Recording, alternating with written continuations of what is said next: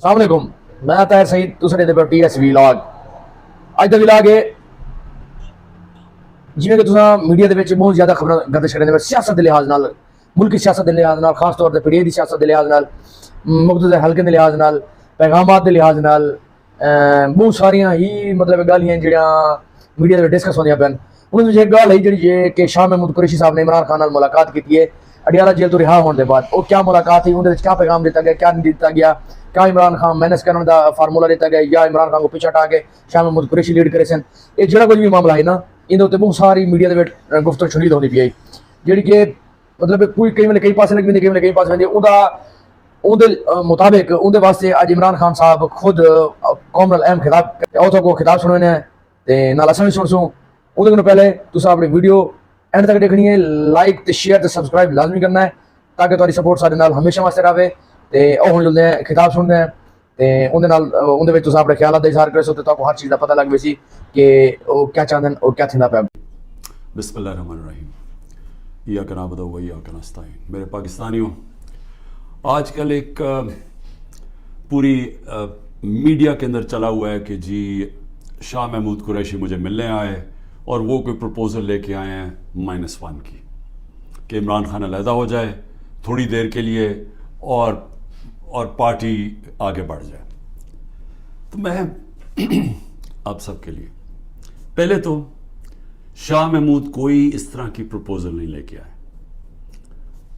और बातचीत हुई कि उनके जेल में टाइम गुजरा, किससे से मिले, हमारे कई लोग थे जो उनसे मिलने आए, तो वो सब की बातचीत हुई और फिर आगे हमने करना क्या।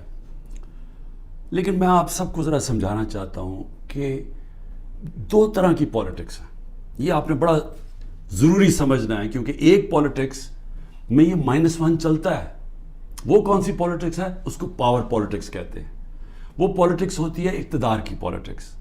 वो पॉलिटिक्स है कि अगर इमरान खान प्राइम मिनिस्टर बनना चाहे, अच्छा जी अभी इस्टेब्लिशमेंट मेरे से नाराज़ है, चलो मैं थोड़ा पीछे हो जाता हूँ, पार्टी को आगे कर देता हूँ, कोई डील कर लेता हूँ, कुछ समझौता कर लेता हूँ और उसके बाद फिर आगे जाके देखेंगे कि अभी किसी और के हवाले कर दूँ तो वो उसके बाद फिर मेरी बारी आ जाएगी। इसको पावर पॉलिटिक्स कहते हैं। दूसरी पॉलिटिक्स है जो मैं पॉलिटिक्स कर रहा हूँ 27 साल से, वो पॉलिटिक्स है जो कायद आज़म की पॉलिटिक्स थी। वो पॉलिटिक्स वो है जो कि मिशन की पॉलिटिक्स है, कोई वो ज़ात की पॉलिटिक्स नहीं है। वो पॉलिटिक्स वो है जो हम सारे मुसलमान इंस्पायर होते हैं हमारी नबी सल्लल्लाहु अलैहि वसल्लम से कि उन्होंने भी एक मदीना की रियासत संभाली थी, उन्होंने भी मुश्किल वक्त गुजारा था और उसके बाद उन्होंने दुनिया की तारीख का सबसे बड़ा इनकलाब लेके आए थे। और हम तो कभी उनके अपना कार्य सोच ही नहीं सकते कि उनके जूतों की मिट्टी के करीब भी हों, लेकिन कुरान में हमें हुक्म है कि उनकी ज़िंदगी से सीखो, उनकी सुन्नत से सीखो। वो पॉलिटिक्स बड़े मकसद की है, वो अपनी ज़ात से हट के है कि मेरे नबी सल्लल्लाहु अलैहि वसल्लम जब सारा अरब उनके नीचे आ गया था तो उन्होंने अपना रहन सहन नहीं बदला, वो जिधर थे उधर ही रहे, मकसद बड़ा था। तो हम तो उनसे इंस्पायर हुए हैं। मैं तो ना पॉलिटिक्स में आता ही ना कभी। तो मैंने जो इंसाफ की तहरीक शुरू की थी ये मदीना, और कहा था कि इस्लामी फलाई रियासत हमारा मकसद है, हम मदीना की रियासत से इंस्पायर हुए थे, हम उनकी सुन्नत से इंस्पायर हुए थे कि जो वो इनकलाब लेके आए थे। और वो जो इंसाफ है, ये बार बार प्लीज़ मेरी बात सुन लें, इंसाफ, सारे अल्लाह के पैगंबर इस दुनिया में इंसाफ की बात करने आए थे। इंसाफ क्यों इतनी अहमियत रखता है? क्योंकि इंसानों को इंसाफ आज़ाद करता है। फिरौन क्यों कुरान में बुरा समझा जाता है? इंसानों को गुलाम बनाया था उसने जुल्म करके। क्यों नबी सल्लल्लाहु अलैहि वसल्लम दुनिया का इनकलाब लेके और छोटे से इंसानों को बड़े इंसान बना दिया? क्योंकि इंसाफ से आज़ाद कर दिया। ला इलाहा इल्लल्लाह ने लोगों को आज़ाद कर दिया। तो जो मेरी तहरीक थी इंसाफ की, वो असल में आज़ादी की तहरीक थी, क्योंकि इंसाफ आएगा तो लोग आज़ाद होंगे। और जो मेरा सारा तजर्बा था दुनिया का, जो मगरब को मैंने देखा, तो वहाँ क्यों लोग जाते हैं नौकरियों के लिए? क्यों वहाँ खुशहाली है? क्योंकि लोग आज़ाद हैं। लोग आज़ाद क्यों हैं? क्योंकि वहाँ इंसाफ है, रूल ऑफ लॉ है, हकूक़ की उनका इंसाफ का निज़ाम मेरे हकूक़ की हिफाजत करता है। वहाँ ये हरकतें नहीं हो सकती जो पाकिस्तान में होती रही हैं। और मैं ये भी कहता हूँ कि मेरे अपने लोगों को, मैं अपनी टीम को बताता हूँ कि अब आपको पता चला जो हमारे पर जब जुल्म हुआ کہ کیسے پاکستان کا کمزور طبقہ، مزدور، ہاری، کسان، جو کمزور طبقہ ہے، غریب، وہ چھاپڑی والا، چھوٹے دکاندار، چھوٹے صنعت کار، یہ ہر وقت ان کو اس کا ظلم کا سامنا کرنا پڑتا ہے. جب وہ طاقتور کے سامنے آتے ہیں، ان کے پاس کوئی ان کی حفاظت کرنے کے لیے نہیں، ان کے تحفظ کرنے کے لیے نہیں، ان کے فنڈامنٹل رائٹس کو کوئی کسی قسم کا تحفظ نہیں. اور اس لیے تھانہ کچہری پٹواری کی پولیٹکس ہے، کیونکہ جو ان کا رائٹ ہے تھانہ کچہری پٹواری، وہی ان کو ادھر ظلم ہوتا ہے، ان کے اوپر ان کی زمینوں پہ قبضہ ہوتا ہے. قبضہ گروپ ہے یہاں، کیونکہ انصاف نہیں ہے. تو یہ میری ساری موومنٹ شروع ہوئی تھی تب 27 سال پہلے. یہ میری موومنٹ تب تک رہے گی جب تک میں زندہ ہوں، جب تک ہم اس ملک میں حقیقی آزادی، انصاف لے کے حقیقی آزادی نہیں لے کے آتے. اب یہ جب مجھے یہ کہتی ہیں چیزیں کہ جی وہ -1 کیسے ہوگا؟ جو آدمی ایک تحریک پہ 27 سال سے لگا ہوا ہے، ایک ملک کے اندر ایک جدوجہد کر رہا ہے، تو وہ کیا وہ ڈیلز کرے گا؟ کیا اس کو کیا چیز اس کو خریدے گی؟ بتائے میرے ضمیر کی کیا قیمت ہے؟ کیا پرائم منسٹرشپ قیمت ہے کہ اگر آپ یہ کر دیں تو آپ کو پرائم منسٹر میں تو پرائم منسٹر بن چکا ہوں. اور میں نے جب پرائم منسٹر بنا، میں نے ایک بات کہی کہ اگر پھر وہ مجھے 2018 کا موقع ملتا، میں سیدھی الیکشن پھر سے کرواتا. کیونکہ جو میں انصاف لانا چاہتا ہوں اور طاقتور کو قانون کے نیچے لانا چاہتا ہوں، وہ آ ہی تب سکتا ہے جب آپ کے پاس طاقت ہو. تو جب ایک کمزور ایک کولیشن گورنمنٹ، وہ اس پہ کیسے طاقت ہوگی کہ اس ملک میں انصاف قائم کرے؟ تو میں نے اس لیے بار بار میں نے کہا، میرے سے جب لوگوں نے پوچھا کہ آپ نے کیا غلطی کی، میں نے کہا میں نے غلطی یہ کی کہ مجھے شروع میں الیکشن کروا دینے چاہیے تھے، اور کمزور گورنمنٹ سے میں وہ اصلاحات جو لانا چاہتا تھا وہ نہیں لا سکتا تھا. تو اب میں آپ کو بتاؤں کہ جس طرح کی حرکتیں ہو رہی ہیں میرے لوگوں کے اوپر، میں اس لیے یہ آپ کے سامنے رکھنا چاہتا ہوں کہ آزاد معاشروں کے اندر یہ نہیں ہو سکتا. یہ صرف غلاموں کو ہوتا ہے. یہ صرف فرعون ایسی حرکتیں کرتا تھا لوگوں کے اوپر دہشت پھیلانے کے لیے، جو آج ہمارے پہ ہو رہا ہے.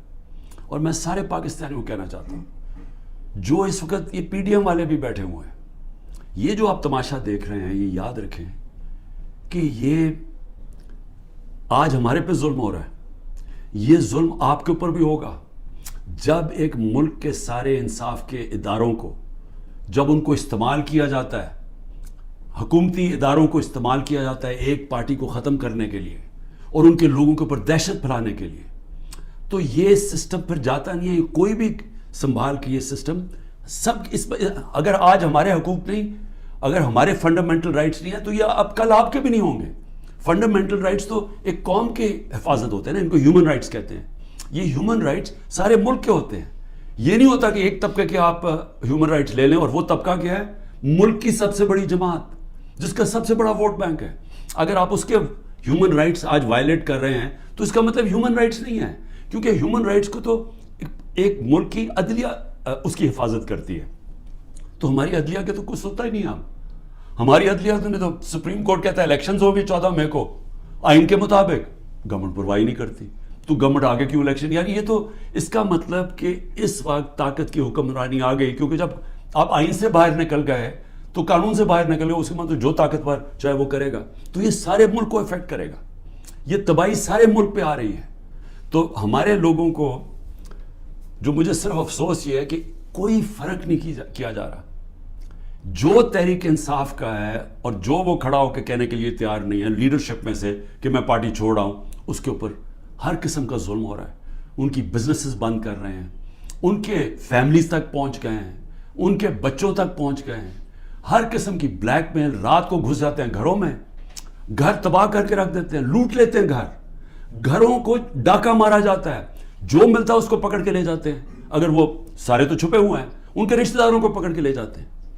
یہ تو بدترین دنیا کی ڈکٹیٹرشپس میں، یعنی وہ نظام جن کی دنیا مثال دیتی ہے، ہٹلر کا جرمنی، اسٹالن کا رشیا، سوویت یونین، یہ ان خوفناک ظلم کے نظاموں میں اس طرح کی چیزیں ہوتی تھی جو آج ہمارے اوپر ہو رہی ہیں. میرے پاس عالیہ حمزہ کی بیٹیاں ہیں، میں نے کل ان کو ملا، 3 بیٹیوں کو. 1 مہینے سے اس کو بند کیا ہوا عالیہ حمزہ. کیا اس کا قصور ہے؟ اس کا والد وہ میرے پاس آئے، انہوں نے بتایا کیسے گھر میں گھس کے انہوں نے ساری چیزیں توڑ دی، ان کی ٹی وی توڑ دی، 2 آدمی انہوں نے لاٹھیاں پکڑی ہوئی تھی, جو چیز آئے توڑ کے چلے گئے, جو چیز 2-3 اچھی چیزیں پسند آئیں اٹھا کے لے گئے. تو یہ کون سے ملک میں ہوتا ہے؟ یہ غلام ملکوں میں لوگوں کو غلام بنانے کے لیے یہ ہو رہا ہے. یہ آزاد قوموں میں نہیں ہوتا. اور یہ جس طرف ہم اب جا رہے ہیں, یہ جو ظلم کر رہے ہیں, صرف اور صرف خوف پلا کے سمجھ رہے ہیں کہ یہ پارٹی ٹوٹ جائے گی. اور کئی لوگ چلے بھی گئے ہیں. لیکن کیا اب میرے سے پوچھیں کہ کیا مجھے اس سے کوئی فرق پڑ رہا ہے؟ 150 سے اوپر کیسز کر دیے, قتل کا کیس آخری کر دیا میرے اوپر. مجھے 19 بیلیں لیے میں نے ایک دن میں, یہ دنیا کا ریکارڈ ہے. اس کے بعد 4 گھنٹے نیب میں بیٹھا ہوں. 4 گھنٹے نیب نے میرے سے وہ جو سوال پوچھے, میں چیلنج کرتا ہوں کہ کسی عدالت کے اندر کبھی بھی یہ کیس کی کوئی اہمیت ہو جائے. کوئی کیس ہی نہیں ہے, کیبنٹ کا فیصلہ ہے, ساری کیبنٹ نے فیصلہ کیا. اب یہ دکھانا تھا کہ مجھے اس سے کوئی ذاتی فائدہ ہوا. کیا القاعدہ جو پہلا بن چکی تھی, شروع ہو گئی تھی یونیورسٹی, کیا وہ ایک ٹرسٹ ہے؟ وہاں غریب گھرانوں کے بچوں کو مفت تعلیم مل رہی ہے سیرت نبی پہ اور یہ جو ٹیکنالوجی کے اوپر. وہ ٹرسٹ ہے جس میں شوکت خانم ہے. مجھے اس سے کیا فائدہ ہے؟ 1 روپیہ نہیں دکھا سکتے مجھے کیا فائدہ ہو, نہ ہی ہو. کسی ٹرسٹ سے کسی کو فائدہ نہیں ہو سکتا. ٹرسٹ ڈیڈ میں لکھا ہوا ہے. تو وہ کیسز بھی ہیں, قتل کا کیس بھی ہے. ہر روز کوئی نئے کیس آ جاتا ہے. عدالتوں کے میں چکر مار رہا ہوں, لیکن مجھے اس سے کوئی فرق نہیں پڑتا.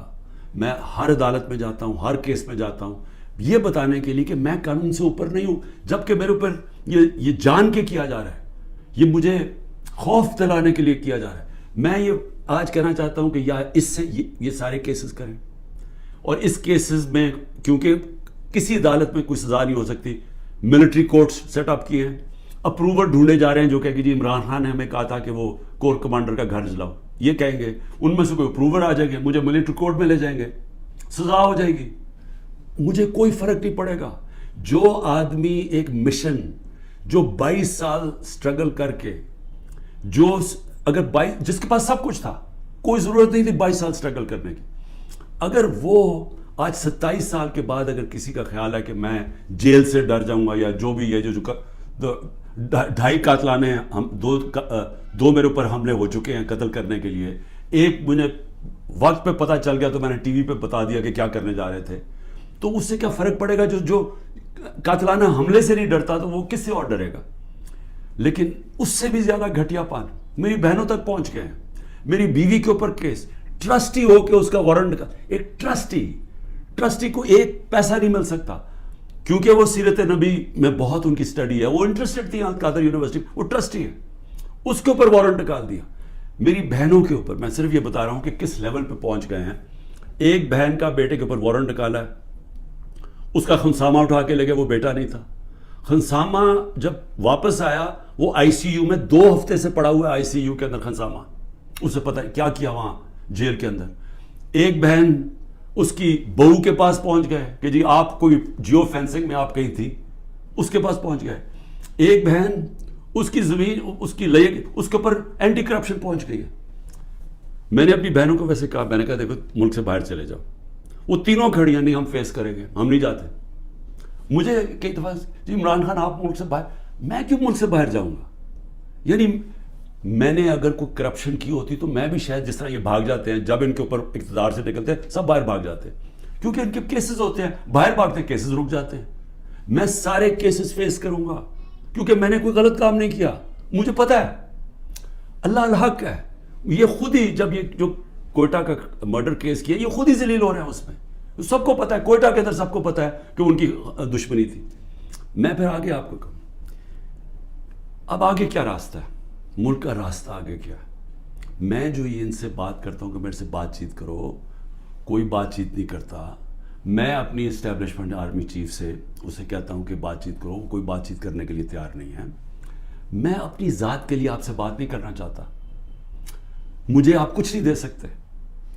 قوم میرے ساتھ کھڑی ہے, کیا کوئی دے سکتا ہے؟ میں کوئی چور دروازے تو آنا نہیں چاہتا. اگر قوم مجھے ووٹ دے گی میں تیار ہوں, لیکن اگر قوم ووٹ نہیں دے گی تو نہیں.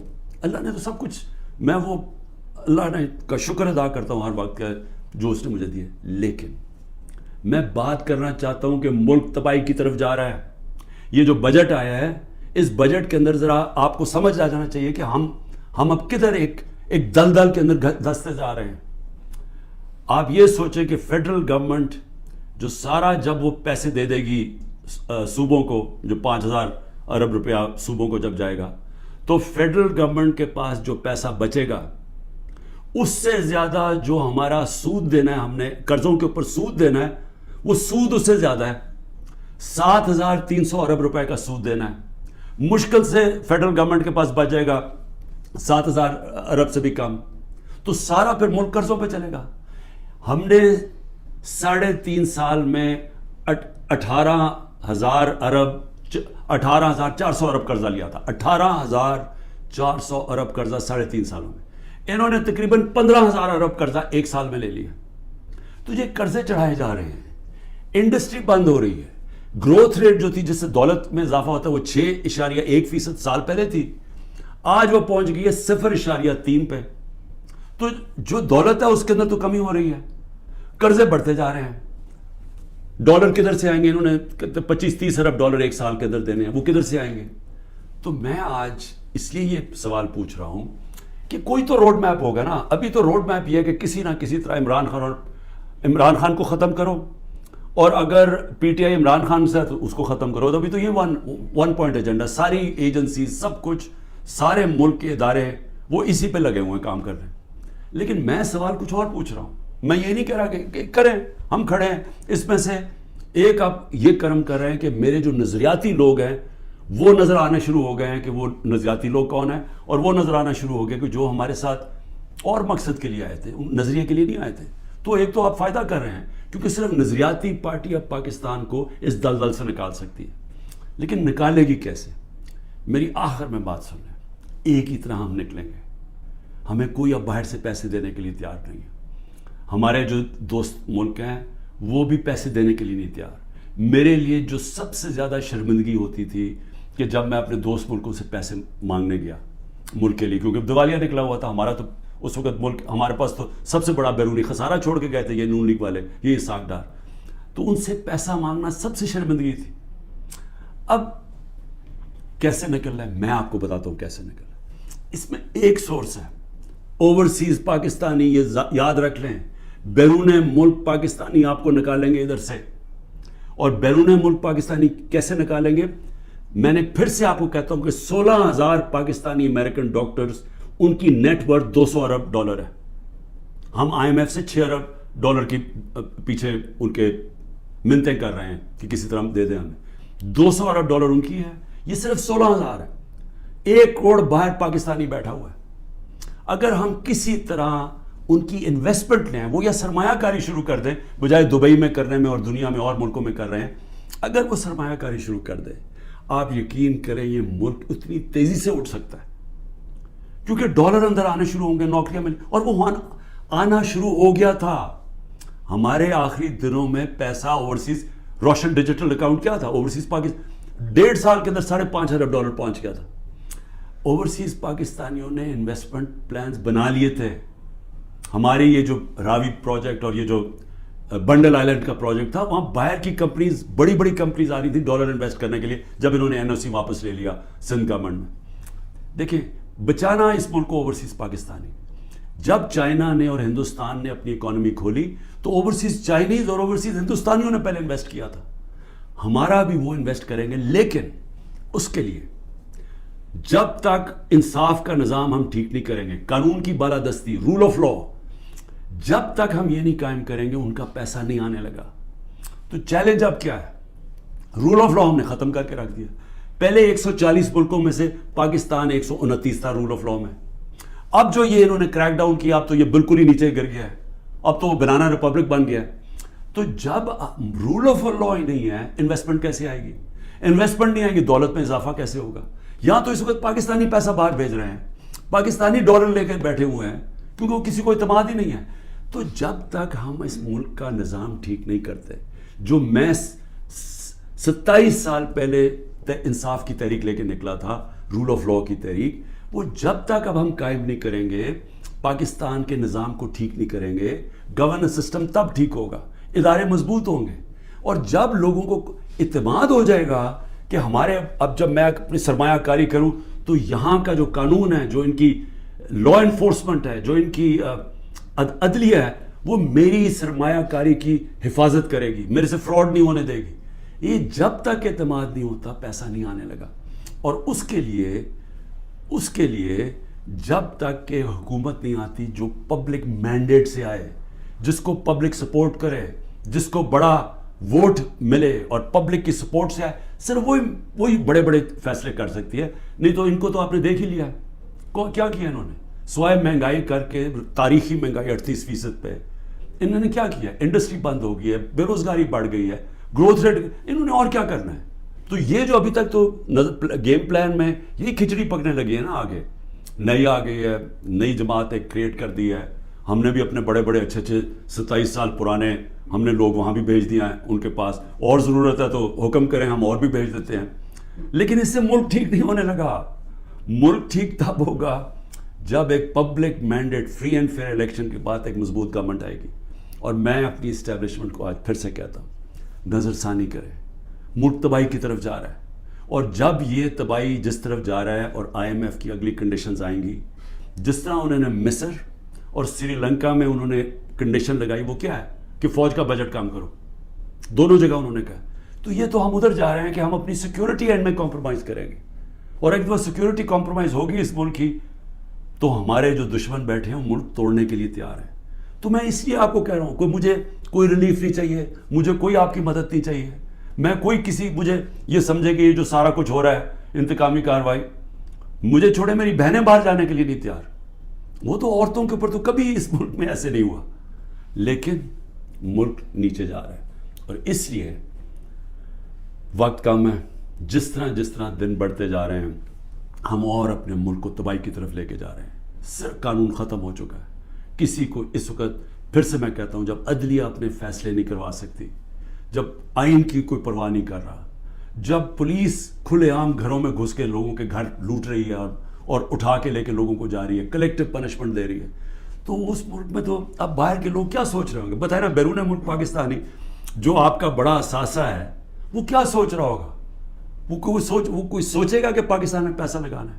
تو اگر انہوں نے نہیں لگانا تو اور تو اس وقت کوئی ہے نہیں. جب تک ہم ملک کی ایکسپورٹس نہیں بڑھاتے, وہ تو ٹائم لگے گا کہ ہم اپنی ڈالر انکم بڑھائیں. تو اس میں تو صرف ایک ہی انٹرم میں تو صرف اوورسیز پاکستانی مدد کر سکتے ہیں. شکریہ. پاکستان زندہ باد.